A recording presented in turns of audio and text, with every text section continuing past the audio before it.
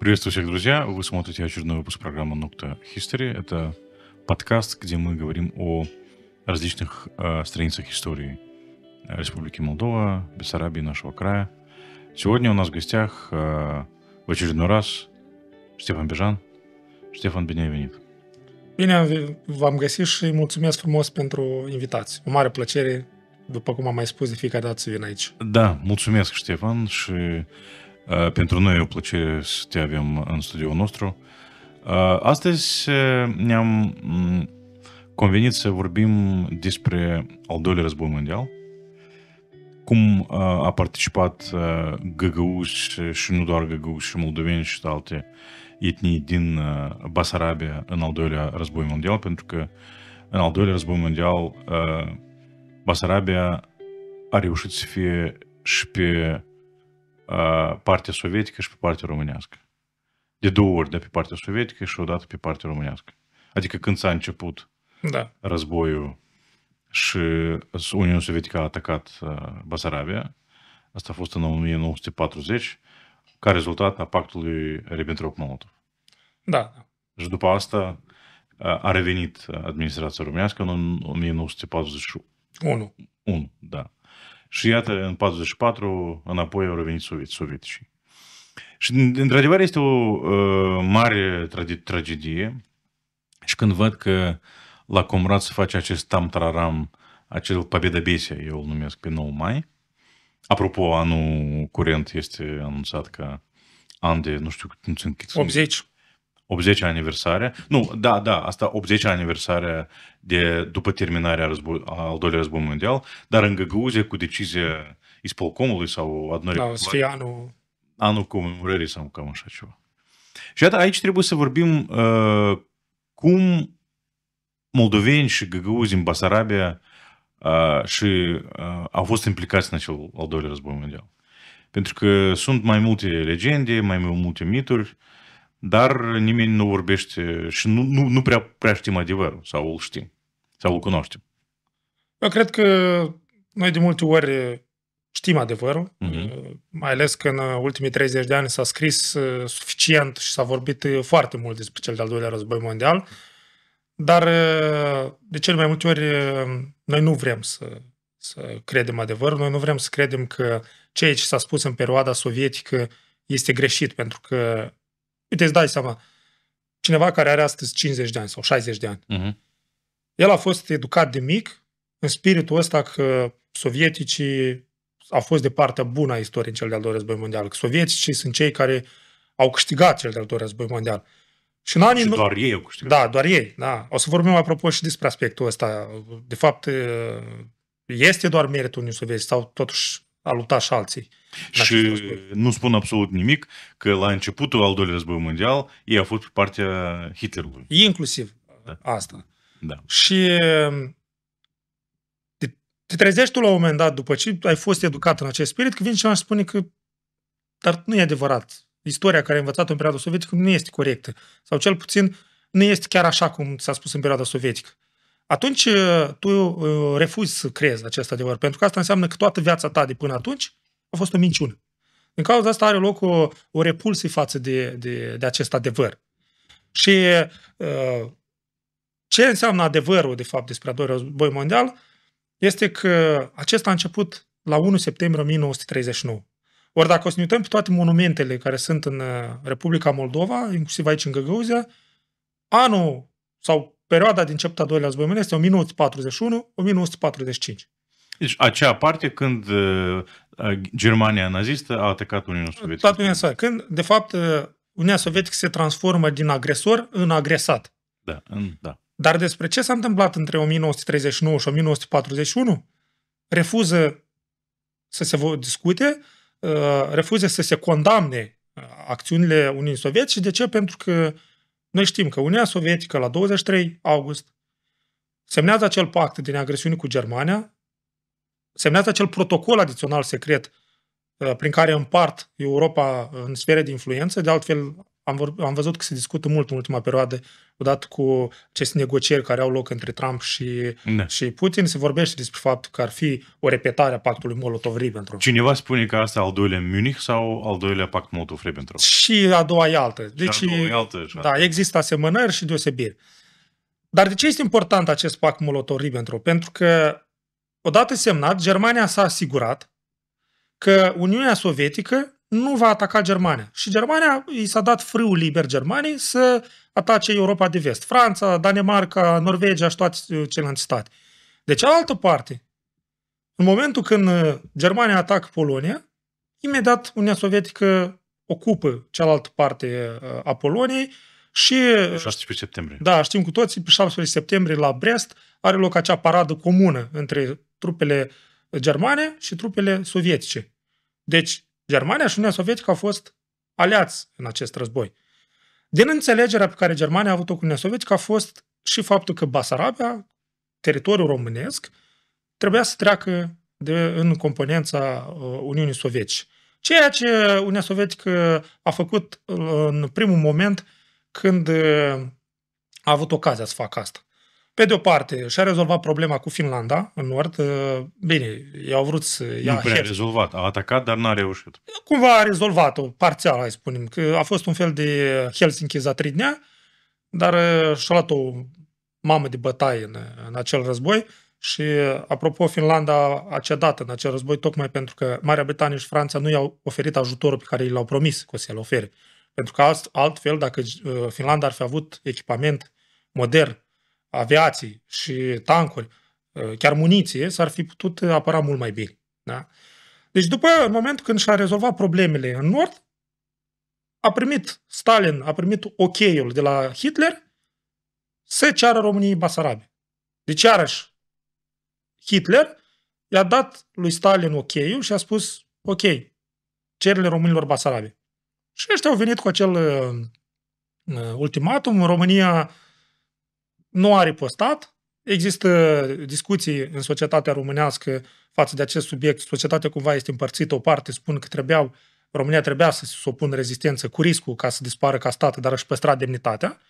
Altă parte spune că România a procedat bine în acea perioadă și în felul ăsta a ajutat-o să păstreze măcar ceva din statul, din ce avea, da, din teritoriul său. Da, de ce au cedat așa ușor? Deci motivele sunt mai multe.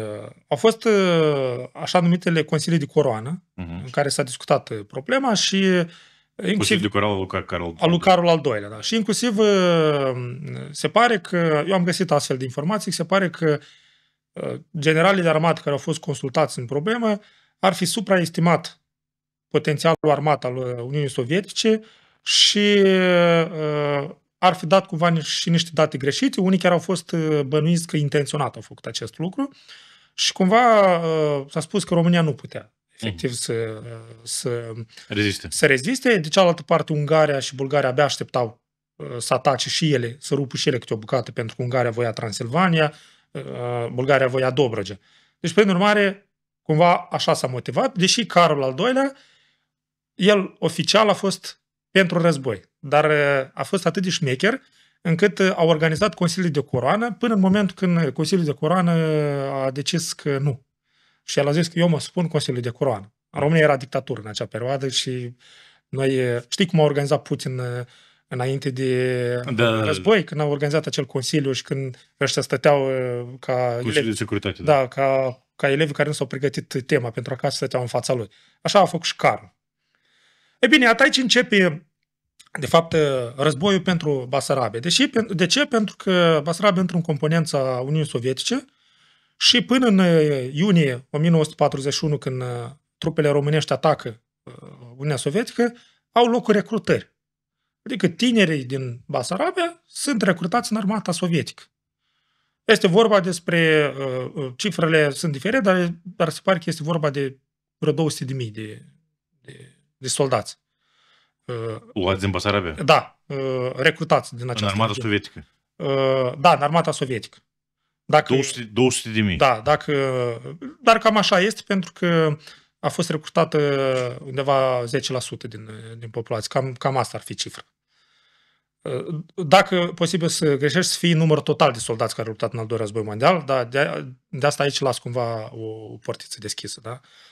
Dar cert este că sunt recrutați foarte mulți soldați și ei se retrag cu armata sovietică în momentul când România, trupele române, germane, atacă. Din diferite etnii, da? Găgăuzi. Diferite, inclusiv găgăuzi sunt recrutați în armata sovietică. Numărul găgăuzilor nu este până în prezent cu exactitate stabilit câți au luptat. Probabil este vorba despre câteva sau circa 15-20.000 de ambele părți. Deci circa 15-20.000 de găgăuzi au luptat în cel de-al doilea război mondial. Și o să vedem mai departe. Și din nou și în două părți, da? Da, o să vedem că lucruri despre care se vorbește foarte puțin la Comrat este că găgăuzii au luptat fie și în armata română, fie doar în armata română. Da? Adică găgăuzii au luptat la un moment dat unii împotriva altor. Unii în armata română, alții în armata sovietică, unii au luptat mai întâi în armata română, iar după au trecut în armata sovietică. Și acum haideți să ne întrebăm sau să ne gândim, da? Aveau acei oameni vreo alegere? Nu cred. Nu. Deci, de ce? Pentru că, inclusiv până în prezent, dacă tu te eschivezi de la înrolarea în armată, ești acuzat de trădare. Uite, hai să ne oprim aici puțin și să vorbim despre ceva. Deci, s-a spus, unii istorici spuneau, chiar și în acest studio, că găgăuzii nu au fost recrutați în armata sovietică pentru că au fost recunoscuți ca neblăgănădioși, nu știu cum în română. Da? De neîncredere. De neîncredere, da. Pentru că au fost aproape de administrația românească și sunt turci și așa mai departe. După ce spui tu, nu prea așa. Pentru că când sovieticii au venit aici, Basarabia și inclusiv comunitatea găgăuză din Basarabia au fost sub coroana românească deja de 22 de ani. Cam, sau 24. Nu, 22 de ani. 22. Da. Și tot acest timp ei se recrutau în armata românească, atunci, da, făceau armata acolo. Și iată, când a fost, dacă a existat așa ceva, așa un ucaz al lui Stalin sau cuiva acolo, că iată găgăuzii nu le luăm pentru că sunt de neîncredere, și dacă a existat acest act sau ucaz a fost implementat deci în 1944 sau în 1940. Eu, de exemplu, nu am întâlnit în cercetările mele. Eu nu exclud că ar fi fost... De fapt, am întâlnit ideile astea, dar n-am întâlnit un astfel de ucaz, un document oficial care spune că noi luăm pe găgăuzi. Am găsit această idee că găgăuzii, în primul rând, pe de-o parte, ei erau considerați partea teritoriului ocupat, alături de basarabeni, de români. Da. Deci, prin urmare, exista o reticență în mobilizarea din acele teritorii ocupate, pentru că e clar, tu îi considerai pe ei teritoriu ocupat, considerai că nu pot fi de încredere. Da. În același timp, ei erau de etnie turcă și, iarăși, cumva, exista o neîncredere. Cert este că au fost totuși mobilizați. E clar, în 1944, mobilizarea a fost mult mai masivă, pentru că deja când au venit trupele sovietice, i-au luat pe toți. Faptul că aceste popoare, sau care erau considerate de neîncredere, erau puse în prima linie și folosite sub formă de carne de tun pentru a distrage atenția inamicului, ca mai apoi să vină trupele rusești și să curățe terenul. Iarăși, deci, din informații pe care am auzit până acum, iarăși din partea istoricilor, se spune că în 1944 găgăuzii, nu știu despre moldoveni, s-au recrutat în așa zisă armată de lucru, da? Deci FZO sau cum se numea asta? FZO-urile erau... Și au fost trimiși acolo în Odessa, în alte părți, ca să lucreze. Deci Răbucea Armie sau... Da, exista și astfel de cazuri. Astfel de recrutare a fost... Și asta și în armată.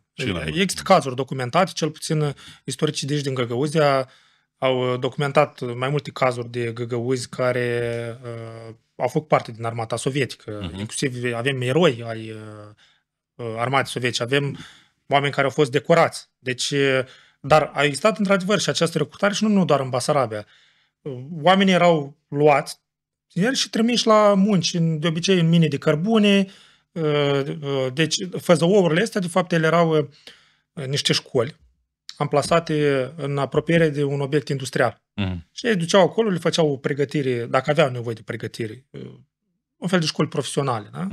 Și ei erau duși la munci. Într-adevăr, au existat multe cazuri de găgăuzi care au fost, nu numai găgăuzi, au fost trimiși pentru că făcea parte și într-un plan mai amplu a Uniunii Sovietice de amestecare a popoarelor și ai noștri au fost trimiși să muncească în mine în Donbass și în schimb au venit specialiști, și anumiți specialiști din Uniunea Sovietică, care le s-au dat ei pot spune, dar ai noștri tot au fost specialiști, dar trimiși acolo, știi? Da, pe lopată, pe cazma. Și au venit așa numiți specialiști din toate colțurile Uniunii Sovietice, deja populație sovietizată și rusificată, care le s-au dat apartamente cu 3 camere, 4 camere în centrul orașului, au fost puși nacealnici. Da, ai noștri au trăit în baracuri, da? Dar a noștri, păi, dacă o să ne uităm, foarte bine menționa Octavian Țicu în unul dintre podcastele anterioare, că în faza inițială doar un procent mic dintre șefii fabricilor erau moldoveni. Restul erau toți veniți. Sau în cel mai bun caz, erau veniți de peste Nistru. Unde deja în perioada interbelică în Transnistria a avut loc acel proces de sovietizare și de rusificare. Deci au existat, pe de o parte, plecați au fost recrutați în armată, pentru că, hai să ne uităm să facem iarăși o paralelă cu războiul din Ucraina. Noi am observat că în Ucraina, cel puțin în prima fază a războiului, dar cred că și acum, erau aduși și băgați la înaintare prima linie din Bureatia, din regiunile îndepărtate. Unii dintre ei probabil nici n-au auzit în viața lor de Siberia, de Ucraina. De asta ăștia își furau ăstea de toaletă. Pentru că ei acolo în Siberia n-au așa ceva. Și ăștia furau de aici. Păi, tot ai, dar e sărăcie totală acolo, peste tot. Da, și așa a fost și în perioada sovietică. Populațiile astea, minoritățile naționale erau băgate în față. Există celebru caz când Stalin i-a chemat pe 2 generali din armata sovietică, pe Zhukov și Kirov, sau nu scapă numele celui de-al doilea. Kirov mi se pare că nu a fost. Sau nu, Zhukov și încă unul, îmi scapă numele, nu e atât de cunoscut. Și le-a spus, hai să vedem care ajunge primul la Berlin. În valea concurență între ei. Și pur și simplu ăștia nu se mai opreau, voiau să ajungă primul la Berlin, iar găgăuzi moldoveni îi foloseau la înaintare, ca carne de tun. Și chiar dacă ajungeau la niște poziții întărite, foarte bine din nemți, ăștia înaintau doar pentru a ajunge primul la Berlin. Și aveau nevoie, inclusiv și de găgăuzi. Am auzit și eu această versiune, într-adevăr, că găgăuzii nu erau considerați de încredere, în urmare, cumva erau reticenți față de ei. Totuși, eu am analizat și statisticile populației din satele găgăuzești și o să observăm la un moment dat că undeva în 41-42, cred, în Comrat exista o mare diferență între numărul femeilor și numărul bărbaților. Ce ne sugerează acest lucru? Că o parte dintre ei au fost recrutați fie pe front, fie în aceste, sau nu, cred că era prin 45. Kirov a fost eroul Revoluției, da? Nu e el a fost ucis în 1934. E alt general, dar nu scapă numele, de asta ca să nu spun greșit. Deci au fost găgăuzi. Spuneam că istoricii locali, apropo, am dat și peste un caz cu un găgăuz care se afla în Rusia și care a mers să se înscrie voluntar în armata rusă și n-a fost primit. Tocmai pentru că era considerat că din teritoriile acestea ocupate. Și el a fost nevoit să-și schimbe familia în una rusească, ca mai apoi să fie înregimentat ca voluntar în armata sovietică. Acolo au fost găgăuși în Zaporojie, care au plecat acolo înainte de 1917 și au rămas acolo și cel mai cunoscut găgăuz care este erou, da? Deci Buicului, el e de acolo. Dar nu de găgăuzi din Basarabia. Da? Cu găgăuzi din Basarabia care au servit în armata sovietică sunt unele lucruri neclare. Da? Eu știu că s-a scris cărți. Da? Iată și Curdoglu au scris o carte și Bulgar a scris. Stepan Bulgar da. a scris. Dar eu aș face o analiză științifică a acestor cărți ca să înțelegem dacă într-adevăr acolo este. Dar nu despre asta este vorba. Eu totuși vreau ca discuția, știți cum noi nu vrem să negăm faptul că găgăuzii au participat în al doilea război mondial din partea sovieticilor. Da? Ceea ce vreau eu cu această discuție să transmitem un mesaj că nu e locul din punctul meu de vedere în găgăuzii pentru acest tam-tararam, da? Deci, care noi îl vedem fiecare dată pe 9 mai. Această победобесие care vine din Rusia. Este loc de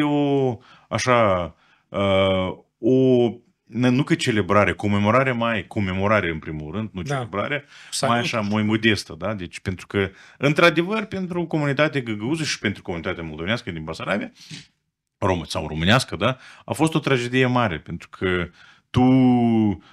în timpul unui război mondial, Basarabia de 2 ori sau 3 ori a trecut din altă parte, de o parte de la altă, da?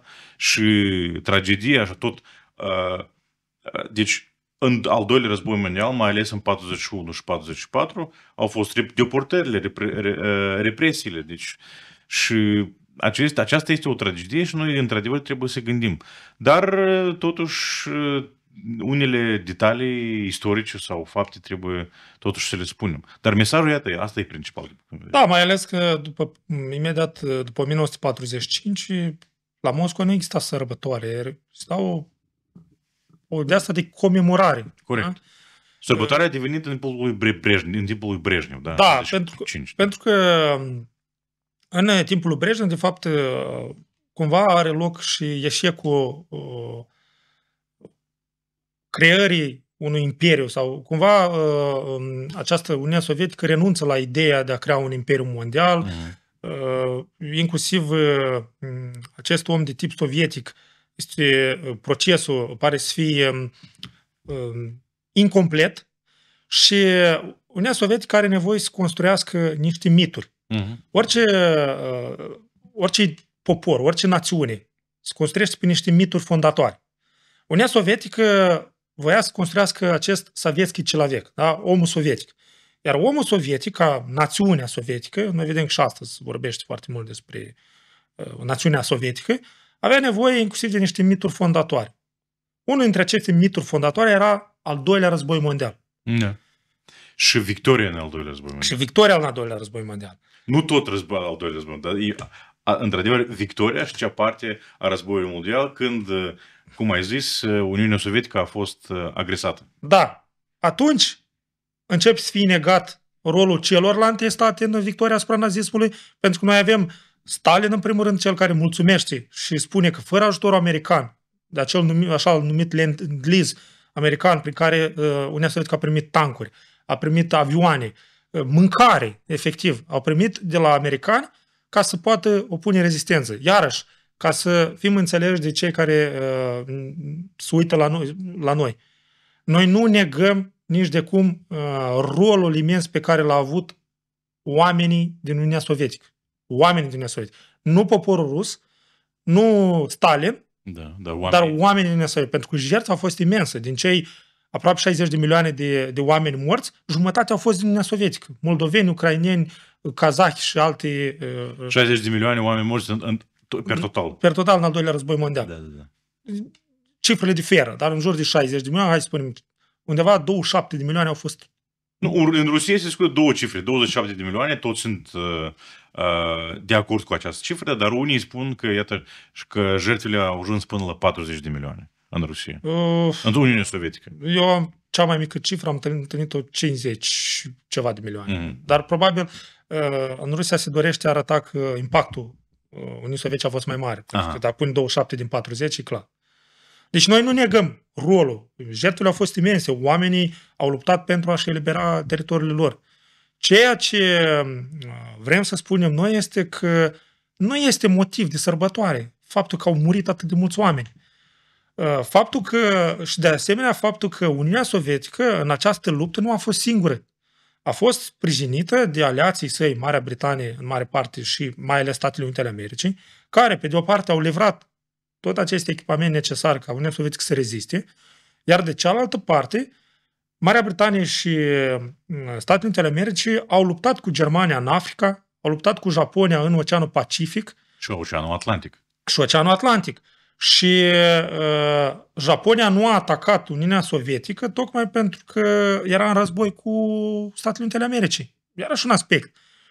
Faptul că Japonia nu a atacat Uniunea Sovietică i-a permis lui Zhukov să ia trupele militare staționate în Mongolia și să vină la Stalingrad să obțină acea victorie. Deci toate aceste aspecte trebuie luate în considerație. Dar cineva, am auzit de la un istoric că lupta în Oceanul Atlantic, da? Da, Atlantic. Lupta de submarine, ca costuri, da? A fost mai mult decât lupta de tancuri undeva sub curs, pentru că acolo au fost și avioane, acolo au fost și submarine și așa mai departe. Portavioane și curasate. Doar la Pearl Harbor, Statele Unite ale Americii a pierdut flotă imensă. Deci, și clar că nu putem să comparăm. Păi un portavion costa cât, nu știu, 10.000 de tancuri. Deci pierderea e clar că atunci când ai pierdut un portavion sau un curasat, pierderea este mult mai mare. Iată, acum, dacă vorbim despre memorie, pentru că eu nu văd că aici să fie o memorie. Unicul lucru despre care eu știu, dar acest lucru nu se vorbește, că un scriitor găgăus, Dionisie Tănăsoglă, da. El a fost membru Asociației Veteranilor din România. Și în armata românească, chiar în timpul lui al doilea război mondial, a fost locotenent, da? Și are și carnet militar, are carnet de veteran și așa mai departe, dar despre acest lucru nu prea se vorbește. Nu este la modă. Nu este la modă. Și iată, eu înțeleg că practic în fiecare familie există acela. Eu știu că bunelul meu tot a servit în armata românească în timpul al doilea război mondial. Și la un moment dat... Ai grijă ce spui că canalul Telegram și-o stai o bucată și o zicea... Da, și asta e secret, asta nu e secret, nu?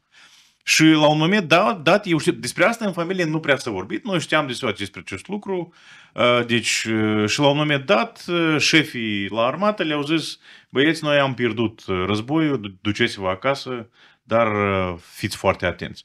Și eu înțeleg că practic în fiecare familie asta a fost. Da, au fost în fiecare sat. Spuneam că nu există o documentare a găgăuzilor care au luptat în armata românească, dar există unele frânturi. De exemplu, informație scoasă, făcută public de Igor Cașu, președintele, directorul Agenției Naționale a Arhivelor, a fost și la tine în podcast. Da. Menționează despre 6 găgăuzi din Congaz care au luptat de partea armatei românești. Deci în Congaz. 6 care sunt cunoscuți. Unul dintre ei, Gavril Arnaut, a luptat și în armata românească și în armata sovietică. A fost recunoscut în 1997 ca erou a armatei sovietice, iar în 2001 ca erou a armatei românești. Deci au existat și astfel de cazuri. Întrebarea mea este acum, când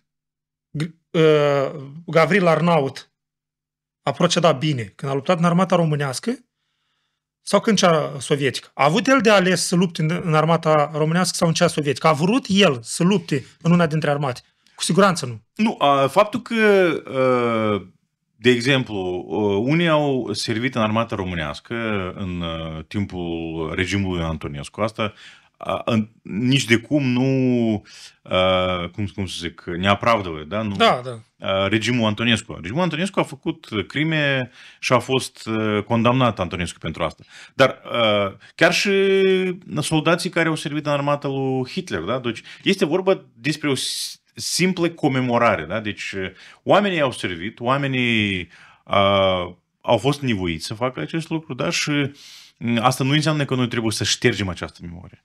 Noi trebuie să comemorăm cumva și de aceea acest tam-tararam pe 9 mai arată așa, cum să zic, în primul rând neautentic, da? Și în al doilea rând, cumva, el ascărblează, nu știu... Da, el de fapt ce face? De fapt, tu scuipi pe memoria și pe jertva străbunilor tăi. Ori la noi s-a ajuns, nu mai ales în Găgăuzea, unde ai să dă tonul, de obicei, s-a ajuns la niște chestii ridicole, să faci concert, să dai focuri de artificii. Deci mi se pare ridicol toate astfel de chestii. Noi vorbim despre o zi de comemorare și așa mi se pare corect. Hai să nu uităm ce se întâmplă în Europa de Vest. Până la urmă, întrebarea mea este, cine a câștigat al doilea război mondial? Germania, care astăzi are una dintre cele mai bune industrii auto din lume, este țara pe locul 3 ca PIB în lume. Oamenii de acolo au conștientizat jertfele pe care le-au făcut și și-au turnat cenușă în cap. Nu doar jertfele, dar au conștientizat și crimele care... Crimele. Și-au judecat proprii conducători. Tribunalul de la Nuremberg, chiar dacă nu toți au fost judecați. Și nu doar conducători, dar au judecat și pe cei care au servit și au comis crime fiind în anumite poziții. Da. Acele procese din anii 60-70. Pentru că, da, s-a pus atunci foarte mult problema vinovăției. Chestia este că, din punctul meu de vedere, Germania a câștigat războiul. Ori astăzi un naslednic победы, cum se numesc ei, da, și nu nici de cum ofensator, se îmbracă în costumi italieni, merge cu mașină germană, are telefon american, stă pe Google, Facebook american. Deci cine a câștigat război? Da, dar iată că aici apare, dacă totuși noi am trecut la conștientizare. În România a fost acest proces de conștientizare a crimelor făcute de regimul Antonescu? Sau nu? Da, a fost, dar a fost chiar imediat după război, mai ales că la conducerea României au venit comuniștii care au avut o politică antinazistă. Au fost, de altfel, judecați și împușcați nu doar Antonescu.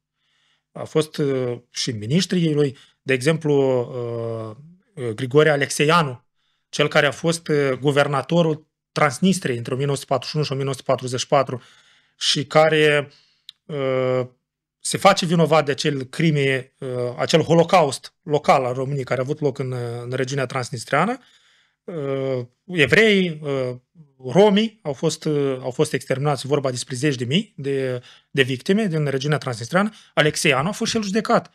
Ba mai mult de atât, după 91, cred că prin 2008, acolo se vorbe de 150.000 undeva de evrei din Basarabia total, nu doar din Transnistria, dar din Basarabia, care au fost trimiși acolo de peste Dnistru.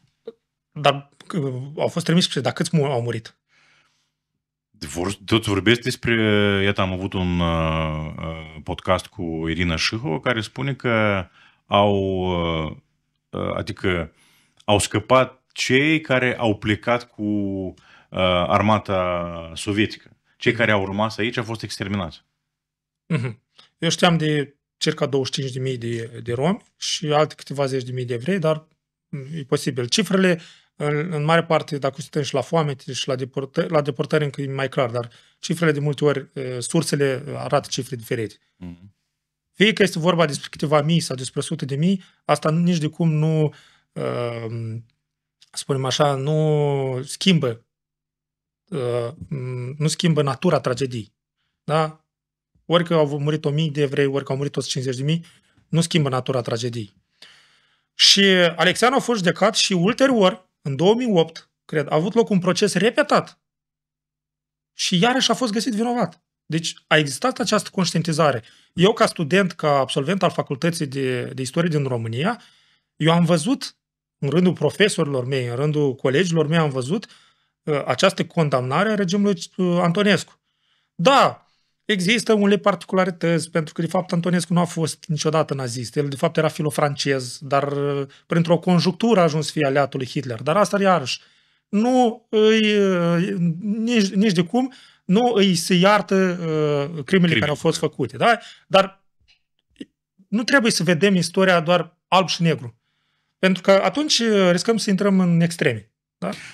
Ok, dar cum explici acum tu, iată, acel Georgescu, da? Care fix repete, ai văzut, da? Deci cele videouri virale care au devenit pe Facebook, care repetă, mai devreme am văzut, care fix repetă, nu doar cuvintele, da? Dar discursurile chiar a lui Corneliu Codreanu Zelea.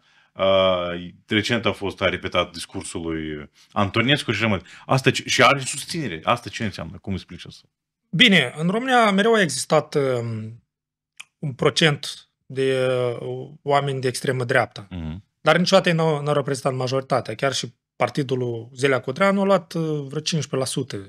Deci românii nu au fost în marea lor majoritate niciodată naziști sau de extremă dreaptă. Fenomenul Georgescu este total diferit. De fapt, el include în discursul lui elemente ale național-ceaușismului, ale legionarismului și elemente de suveranism modern. Deci este o combinație de elemente. Este un cocktail așa. Da, și el se adresează, și acești algoritmi ai TikTok-ului îi permit să se adreseze mai multor categorii de populație cu discursuri țintite. Da? Deci, pe de o parte, el are legături cu neonaziștii. Eu, de exemplu, am prieteni din România care sunt romi. Și el susțin pe Georgescu. Și eu am zis, da, tu știi că Georgescu îl venerează pe Antonescu care ți-a distrus strămoșii tăi? Sau nu știi? Adică este, și acum să nu spui că prietenii ăștia mei din Galați, din România, îl venerează pe Antonescu. Nu. Dar ei îl susțin pe Georgescu. Deci, cumva, elementul ăsta de hipnoză a funcționat și acolo e mult mai complicat. De fapt, este un vot antisistem, oamenii l-au văzut pe el, omul care vine și le face dreptate. Noi vedem că populismul prinde peste tot în lume. Da, dar ții minte, nu că ții minte, iată, recent am aflat acel Vadim Tudor, da? Care a fost versiunea mai veche a lui Antonescu și a lui George Simeon și așa mai departe. Dar ei cumva combină foarte așa straniu și interesant și Ceaușescu, da? Respectă, da? Și pe Ceaușescu, și pe Antonescu, și Codreanu. Ce înseamnă acest cocktail? Acești suveraniști, de-aș zicem așa. Păi există o categorie de populație în România care crede că a fost nedreptățită după 1989. E vorba despre muncitori din fabrici care și-au pierdut joburile. Este vorba despre foști nomenclaturiști de partid. Și în perioada lui Ceaușescu, mai ales începând cu anii 70, după ce el a vizitat Coreea de Nord și a venit aici și a dezvoltat un cult al personalității, a existat acest naționalism românesc de tip ceaușist. Cu venerarea României, o să vedem că în perioada asta se fac și multe filme istorice, Mihai Viteazu, Ștefan cel Mare, în 1975, chiar la 500 de ani de la bătălia de la Vaslui, Vlad Țepe și alte filme, și se dezvoltă acest naționalism în care a persistat și a fost și alimentat după 1990, în care străinii sunt cei care fură România și românii le fură pământurile, le fură aurul. Noi am văzut cu Georgescu, că de fapt Georgescu era gata să ofere aurul de la Roșia Montană în schimb a 35 milioane de euro. El vorbește despre aur, despre apă și tot. Da, deci există un cocktail. Dar dacă ai menționat de Vadim Tudor, totuși, să vedem că în 2000, când Vadim Tudor a ieșit în turul 2 cu Ilescu, românii s-au mobilizat masiv, chiar dacă nu îl suportau pe Ilescu, și au ieșit masiv și l-au votat pe Ilescu ca răul cel mai mic. Deci, și Vadim Tudor a luat vreo 35%. Deci ăsta a câștigat detașat Ilescu. Deci totuși nu există această majoritate. Da? Dar în România se conștientizează. E clar că nu toată lumea. Asta e de la sine înțeles. La fel cum și la noi în Moldova o bună parte din populație nu conștientizează încă victimele foametea, tragedii, deportările. Noi avem oameni care au fost născuți în Siberia și care astăzi apără deportările. Da? Deci este și ăsta un sindrom. Stockholm este a oamenilor care neagă, da, niște lucruri. De altfel, că tot ai vorbit de această pobeda besiei, care mi-mi place termenul ăsta, să observăm că acest lucru apare în mandatul lui Putin. Deci... Exact, și asta este care este un element foarte important în consolidarea fascismul lui Putin, da? Care e contemporan, deci pe care îl vedem. Și acest Победа Бесия este un element cheie în stil pilon. Da? Pe care... Nu можем повторить. Băi, Da? El se bazează... De asta a negat partea asta de ajutor celorlalte forțe, pentru că a vrut să le se insufle de fapt și până în prezent rușilor ideea că ei nu sunt de neînvins. Dacă au reușit să învingă o putere precum Germania, care era o putere imensă în al doilea război mondial, de ce n-ar învinge Ucraina astăzi? Sau Franța, sau Germania, care e mult mai slabă? De aici pornește. De altfel, un element important al acestui cult a celui de-al doilea război mondial este și acea panglic, Sfântul Gheorghe, care iarăși este un mit și este un fals. Pentru că panglica Sfântului Gheorghe a fost folosit în cel de-al doilea război mondial de soldații care luptau de partea armatei germane. Așa numiții belagvardeiți, da? Sau acei soldați, acei ruși. Tu ai pe armata lui Vlasov. Vlasov. Da? Deci acei ruși albi care au pierdut războiul civil. Dar el are acest panglic Sfântul Gheorghe, ea a fost folosită și în al primul război mondial de către armata țaristă. Da, pentru că ea a fost introdusă de Ordinul Sfântul Gheorghe, a fost introdusă de Caterina a doua. Și el s-a folosit în timpul armatei, în perioada Imperiului Rus. Erau decorați cu acest ordin soldații cei mai vașnici. El a fost păstrat ulterior de către soldații din Armata Albă, iar comuniștii au interzis panglica Sfântului Gheorghe tocmai pentru că ea era un simbol al imperialismului, al fostului regim. Și acum noi ne trezim toți aici la Comrață, o să vedem iarăși acum pe 9 mai, parada așa cu toți, cu panglica Sfântului Gheorghe. Și mie mi se pare o chestie. Ori oamenii ăia nu înțeleg, eu mă refer aici, nu știu, la Bașcan, la conducători de din Găgăuză, ori ei înțeleg. Clar, deja. Nu, chiar și când era Irina Vlah, în perioada ei a pornit toată chestia asta mai... Apropo, ea a început invazia sa politică în Găgăuzea. Chiar țin minte, acolo a creat o organizație care se numea Tineretul Găgăuzii, Молодежь Găgăuzii, da? Consomolul Găgăuz. Da, care a organizat, cu ce s-a memorizat această organizație atunci, Irina Vlah încă n-a fost bașcan, s-a memorizat că ei organizau în iunie 1200 sau 1400 svicei acolo în comemorarea 1000 și ceva. Polc. Nu, Besmertny polc asta nu. Deci în iunie ei făceau așa lângă monumentul Voinul Освободителю acolo, știu unde, da? Făceau fiecare vară, pentru că 9 mai e în ziua, primăvară, da? Da? Dar ei fiecare vară făceau acea comemorare dedicată a 1000 și ceva de... Câte zile a durat Великая Отечественная война, unde Uniunea Sovietică a fost... Nu, ei probabil făceau de fapt sărbătoreau eliberarea Comratului Basarabiei. Probabil, da. Adică ei fiecare lună fac câte ceva. Și Irina Vlah, adică a început invazia sa Găgăuziei prin astfel de evenimente, zicem așa, sociale, dar în fapt politice. Cu consumul ăsta Găgăuz a Irinei Vlah, pentru că atunci Irina Vlah era deputată în Partidul Comunist. Și consumul ăsta Găgăuz ei, mai târziu, odată cu Irina Vlah, a devenit pro-european. Păi asta da. Și prisasalis la fonduri europene, inclusiv prin fondul SLPA, cred că au obținut atunci bani. Da. Au devenit așa repede. Dar iată, în memoria populară, da, nu a rămas acest fapt și nu se discută. Parcă oamenii au șters faptul că bunii lor au servit în armata românească. De ce? Pentru că... Și în rândul găgăuzilor și în rândul moldovenilor, zicem așa. Pentru că politica care a avut loc după al doilea război mondial sau acțiunile care au avut loc aici în partea autorităților sovietice au fost crunte. Pe de o parte, ai luat și ai deportat și ai omorât toată elita intelectuală. Mai apoi ai negat tot ce a fost românesc și ai considerat că tot ce este românesc este rău. Da, noi am văzut și acum, domnul Leci spune că în perioada interbelică găgăuzilor s-a interzis să vorbească în limba găgăuză. Bine, limba găgăuză nu exista atunci, dar au existat școli cu predare în limbă turcă. Cum poți să vii cu un asemenea fals? Știi ce s-a făcut sovieticii? Ei au inventat limba găgăuză.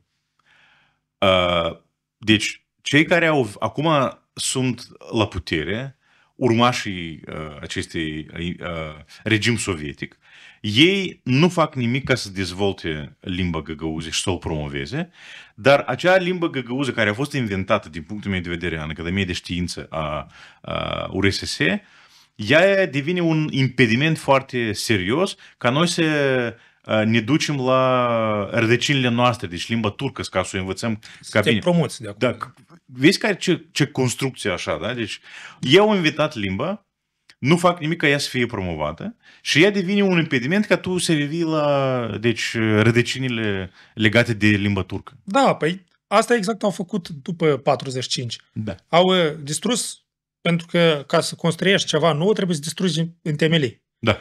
Ca să construiești o națiune nouă trebuie să distrugi elitele. Pentru că o națiune, un popor se ține pe elite. Da? Pentru că ele sunt cele care continue cercetările, scriu și tot așa mai departe. Ulterior, tot ce a fost românesc, tot ce a fost înainte de 1945 a fost rău, tot ce este sovietic este bun. Iar în școli,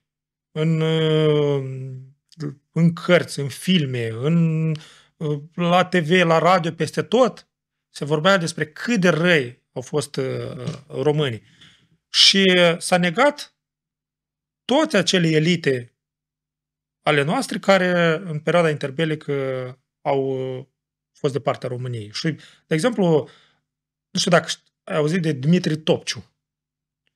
Dumitru Topciu a fost un deputat din Găgăuză, de origine găgăuză, care a fost ales în mai multe mandate în Parlamentul României. Dumitru Topciu a plecat în 1940 în România, odată cu evacuarea administrației românești. Ulterior, după al doilea război mondial, Topciu, de fapt, sovieticii au obligat pe comuniștii români să-i prindă pe toți ăștia care au colaborat cu regimul românesc și să-i bage la pușcărie. Așa au făcut Pantelimon Halipa și l-au prins și pe acest Topciu care a fost arestat și a murit în pușcărie la București în 1955. Un alt caz, Elena Alistar. Elena Alistar este singura femeie deputat din Sfatul Țării. Nu știu dacă știi, dar Elena Alistar și-a făcut studiile la Congaz.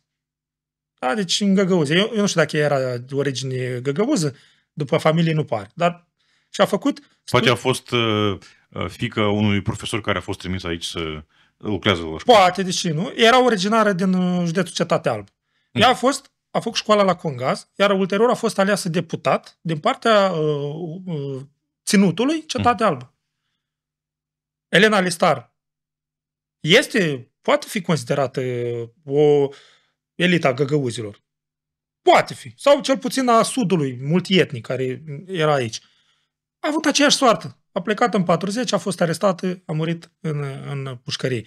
Deci odată cu ei, cu acești oameni a murit și acea memorie colectivă, iar mințile moldovenilor, mințile găgăuzilor au fost umplute cu noi elemente, li s-au creat niște eroi falși, da, niște eroi, iar foarte mulți dintre ei... Care nu ne aparțin, da? Da, care nu ne aparțin. Nu știu, de exemplu, hai să luăm pe Kotovski. Kotovski, da. Kotovski. Erou al Uniunii Sovietice. El a fost un bandit. Păi din nordul Basarabiei undeva a fost, dar a devenit... Nu, din Hâncești. Din satul Hâncești. Nu, mi se pare că nu. Și el a fost, apropo, singurul... Hâncești a fost numit în numele lui Kotovski, da? E din satul Hâncești, cred. Dar... Hai să... E din Basarabia, cert. El e din Basarabia. Da, uite, chiar uite, de curiozitate. Da. Гранчены, Кишиневский уезд, Бессарабская губерния. Ага. Гранчени? Гранчешты. Гранчешти. Ага, Да, nu Hâncești, Grancești. Hâncești. Hâncești. Da. Deci, sau Mihail Frunze. Da. Mihail Frunze, el, chiar dacă Frunze sună familie românească, de fapt el e născut în Cârgăstan. Și el a fost trimis aici în 24 să înființeze acea Republică Autonomă Sovietică Socialistă Moldovenească. Deci toți aceștia au fost niște eroi care ne-au pus în mințile noastre, cred că și în Comrat există strada Mihail Frunze, nu? Frunze, probabil, da. Da, trebuie să fie. Dar denumirile sovietice a rămas, da. Da, deci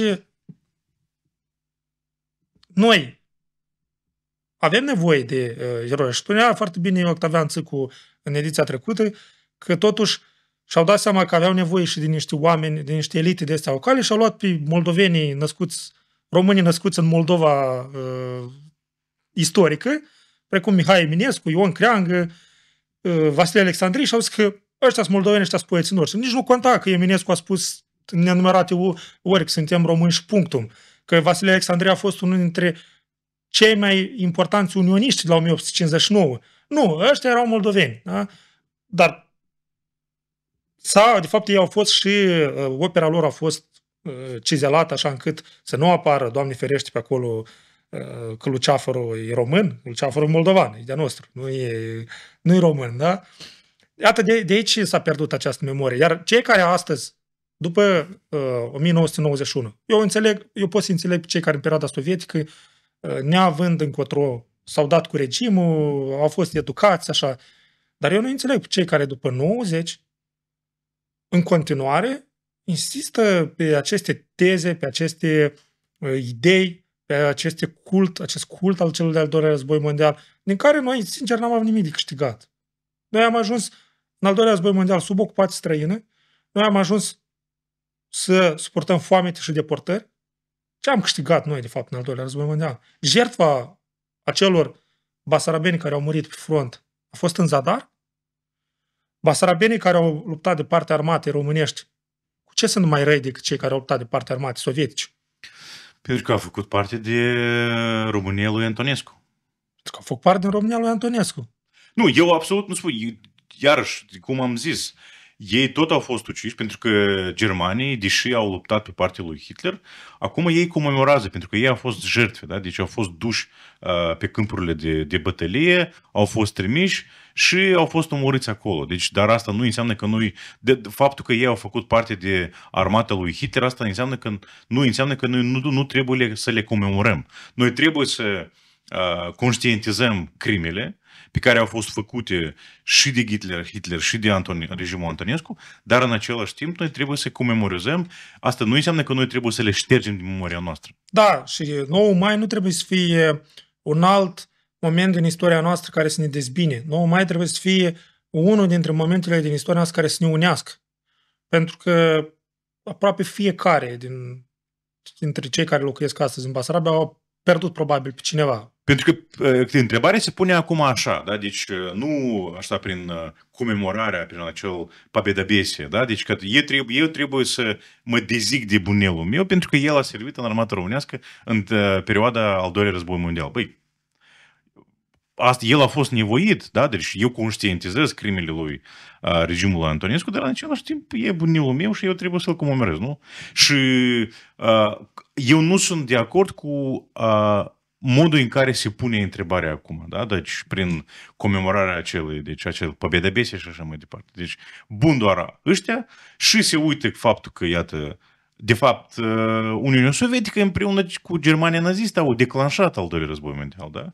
Atacând Polonia, da? Și împărțind Polonia. Deci Uniunea Sovietică este în egală măsură vinovată pentru declanșarea al doilea război mondial. Iar faptul că ea s-a aliat sau cel puțin, hai să spunem așa, faptul că Statele Unite ale Americii și Marea Britanie s-au aliat cu Uniunea Sovietică, au făcut-o doar pentru că Uniunea Sovietică era mai puțin toxică și periculoasă decât Germania nazistă. Și ei au ales să susțină una dintre cele două tabere. Bine, faptul că americanii în acea perioadă nu conștientizau ce se întâmplă în Uniunea Sovietică este altă întrebare, da? Pentru că ei credeau, de fapt au avut relații foarte bune în perioada interbelică Statele Unite ale Americii cu Uniunea Sovietică. Și pe care, deci, și încă un lucru, mai ales acel победобесие pe care noi îl observăm și din păcate îl vom observa anul ăsta la Comrat și nu doar la Comrat, și sunt sigur că la Chișinău va fi același lucru. Deja există. Da. Acum, această comemorare nu că comemorare, celebrarea, da? Deci День Победы, pentru că ei așa o numesc. Noi praznuim День Победы, da? Ea a devenit acea sărbătoare, așa zis, sărbătoare 9 mai, ea a devenit toxică, pentru că ea a devenit sub paravanul acestei celebrări, Rusia a atacat Ucraina astăzi, da? A devenit un stat fascist care se comportă fix așa cum s-a comportat Germania nazistă și pentru ei vor să extermineze pe ucraineni, așa cum Germania nazistă sau hitlerismul a vrut să extermineze pe evrei și romi și așa mai departe. Noi doar vedem ce se întâmplă în Ucraina. Da, ei neagă faptul că Ucraina există, ei neagă faptul că ucraineni există și tu vii și organizezi acea pobedăbesie, eu nu înțeleg acest lucru deloc. Păi însuși războiul din Ucraina trebuie inclus în acest cult al războiului. Da? Faptul că rușilor le s-a indus ideea că, uite, Ucraina ar fi o nouă Germanie, sau că Occidentul, în general, este nazist. Avem un regim nazist la Kiev, unde, în fruntea căruia se află un evreu, vorbitor de limbă rusă, de altfel, da? Care a făcut carieră în Rusia, da? Da, în Rusia. Noi vedem că chiar și pe timp de război, prin aeroportul Chișinău, trec mii de evrei care merg în Ucraina, la Umani și sărbătoresc. Da. Și tu vii și spui că este un regim dictatorial, nazist. De ce? Tocmai pentru că vrei să asociezi Ucraina cu Germania nazistă. Dar din punctul meu de vedere, Rusia, ca moștenitoare a Uniunii Sovietice, și-a pierdut prin atacul asupra Ucrainei, și-a pierdut moralitatea pe care o avea după al doilea război mondial. Pentru că ea a ajuns să facă exact ceea ce face Germania. Nu e cu nimic diferit. Deci, absolut, dacă uităm, crime. Dorința de a distruge în masă popoare. Dorința de a include în componența Rusiei toate teritoriile care au locuitori rusi. Ceea ce s-a numit Laberschlau a lui Hitler. Adică fiecare Germania trebuie să se întindă până acolo unde va include ultimul german. Cam asta vrea să facă Putin. Vedem, el amenință Republica Moldova și spune că în Republica Moldova rușii sunt discriminați. Și eu nu văd ce discriminare, văd că la Comrat vorbește lumea în rusă. Eu vorbesc foarte des în rusă, chiar dacă nu am cea mai bună limbă rusă. Și conea văd deputați de la guvernare, președinta țării care vorbesc în limba rusă, școli care funcționează în limba rusă. Deci, în fiecare raion avem cel puțin câte o școală. Câte o școală și nu doar că funcționează, ele sunt dotate de la guvern. Da. Chiar anii trecuți liceul din Ceadărlunga. Din Ceadărlunga a fost spus unei reparații capitale. Dolșnenco, nu? Asta Vulcănești. Dolșnenco, Vulcănești. Da, Vulcănești. Deci, nu vedem, da? Iar ai menționat foarte bine că anul ăsta o să fie probabil ceva wow. De ce? Pentru că sunt 80 de ani și avem an electoral. Și noi vedem deja propaganda asta care observăm foarte bine ne-a plecat cu manualul ăsta de istorie. Și noi ne dăm seama că există o campanie mai largă în care Rusia vrea să pună accent în aceste alegeri pe istorie, vrea să pună accent pe războiul 2 mondial, să inducă ideea că la Chișinău sunt naziști și tot așa mai departe. Dar eu iarăși știi cum în apărarea comunității evreiești vreau să spun, noi trebuie să învățăm, pentru că ei despre tragedia lor vorbesc foarte des și ei vor ca ea să fie vorbită și comemorată, dar noi despre tragedia noastră a foametei nu vorbim deloc. Corect. Mie mi se pare, legat de manualul ăsta, mie mi se pare că acolo este expusă o poziție clară. Regimul Antonescu a fost un regim criminal care a omorât evrei. Că poate nu există suficientă informații sau s-a fi vrut mai multe informații. Ok, profesorii pot oferi teme pentru acasă elevilor să aducă mai multe informații despre acest lucru. Dar în același timp, noi nu putem să facem un manual de istorie în care să vorbim doar despre Holocaust și despre găgăuzi. Trebuie să fim conștienți de chestia asta.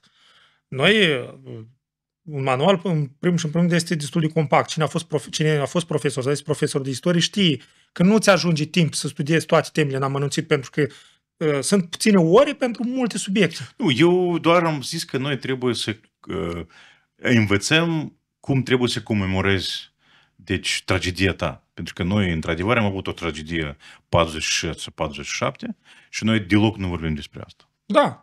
Doar asta am vrut să spun. Da, corect. Dar acolo nu vreau să intru în acea polemică care a început dintre Ministerul Educației și comunitatea evreiască din Republica Moldova. S-a epuizat conflictul din punctul meu de vedere. S-a fost trimis în Institutul Yad Vashem, da, deci și eu cred că... Conflictul ăla s-a epuizat și la Comrat au reaprins.